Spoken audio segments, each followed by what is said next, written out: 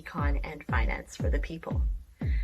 Last episode, we talked about the demand curve, which is a very simple demonstration of how as the price of a good goes up and down, the quantity demanded of that good is also affected and also moves up and down in relation to price.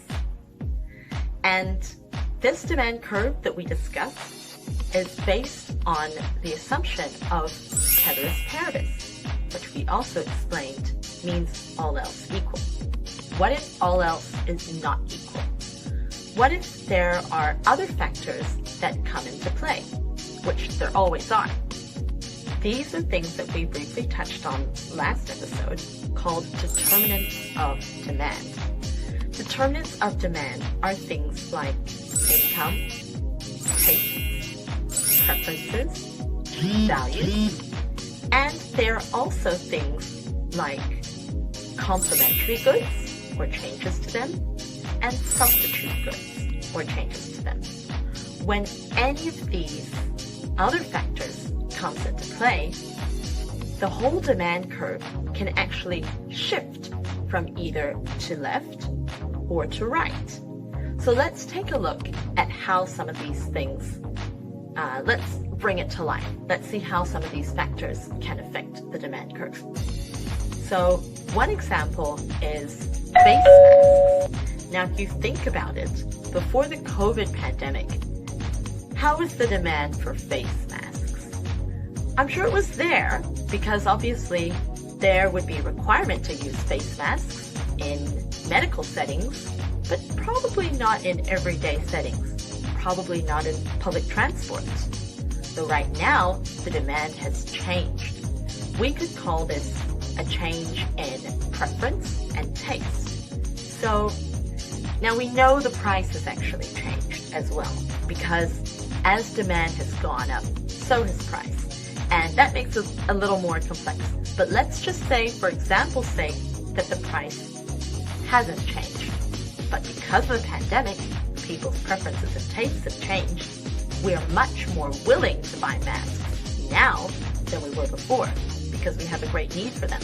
So even if we didn't change the price, let's say that if a mask costs $1 or $2, we would be willing to buy 2 or 3 of them because of the change in the social and public health climate.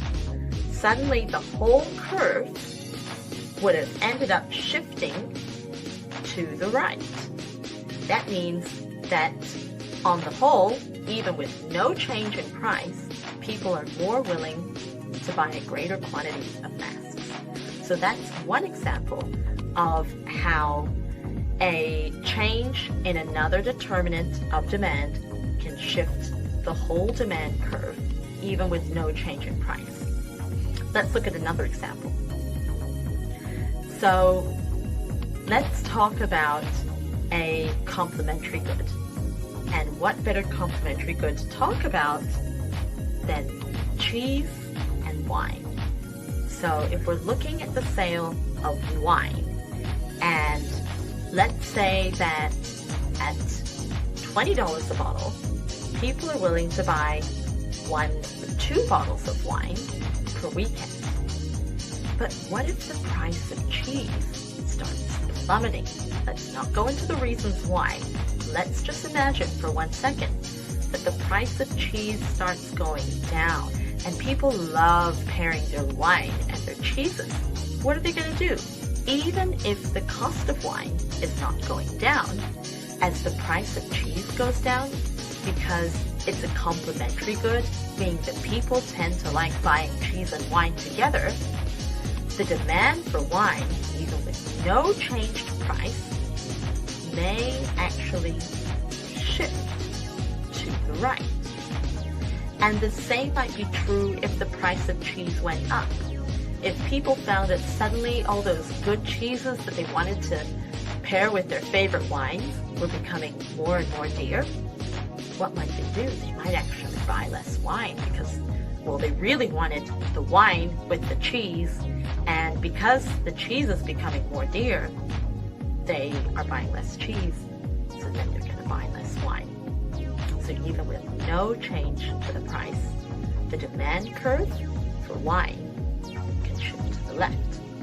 And so these are a few examples, just to bring it to life, of how other determinants of demand can affect the quantity demanded of an item even with no change to price. And that's your quick and easy, accessible explanation of a demand curve shift. I hope I've done it justice. And as I like to do in every episode, or every other episode, if I forget, is just share a teeny tidbit of personal finance advice. And this is possibly more for me than it is for you, because I need to remind myself. And some of these tips work for some people, some don't work for everyone. That's absolutely fine. Just pick and choose what works for you. And if anything, if you found it helpful, please let me know. I'd love to hear from you.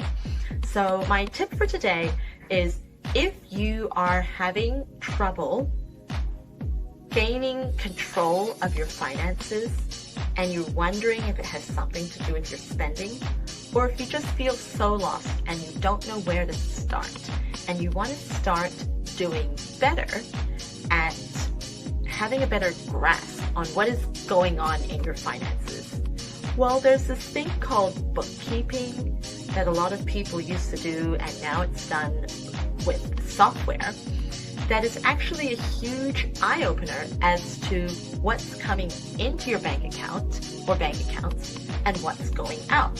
So if you're recording every day what happens with your accounts, that can be a very great place to start. But no one wants to do that. Even when you use software, a lot of people don't want to look at it. So my suggestion to you is, because the idea of tracking your financial movements might be very daunting, what I'd like to see some of us try is just track it for 1 day or 2 days.